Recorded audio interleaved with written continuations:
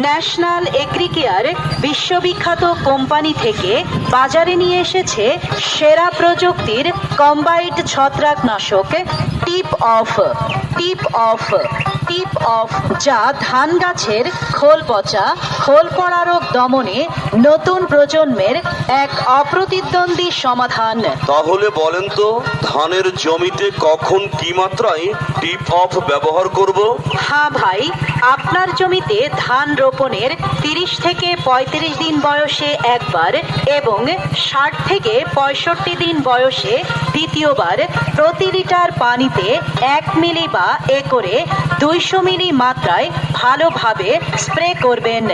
আর হ্যাঁ শুনুন, tip of আপনার নিকটস্থ বাজারে যে কোনো দোকানে পাবেন। ও ভাই, আরো 2টা বিষয় জানাতে চাই। জমিতে টিপ অফ ব্যবহারে ধানের দানা পুষ্ট হয়, ধান গাছ অধিক সবুজ হয়, এক কথায় চিটা হয় কম, ফলে ধানের ফলন বাড়ে। তাই টিপ অফ ছত্রাকের জম, ছত্রাকের জম। তাহলে আর দেরি নয়, ন্যাশনাল এগ্রিকেয়ারের টিপ অফ হাতে আছে ভাই, নিশ্চিন্তে বেশি বেশি ধান ফলাই। ন্যাশনাল এগ্রিকেয়ার, এসো স্বপ্ন ফলাই।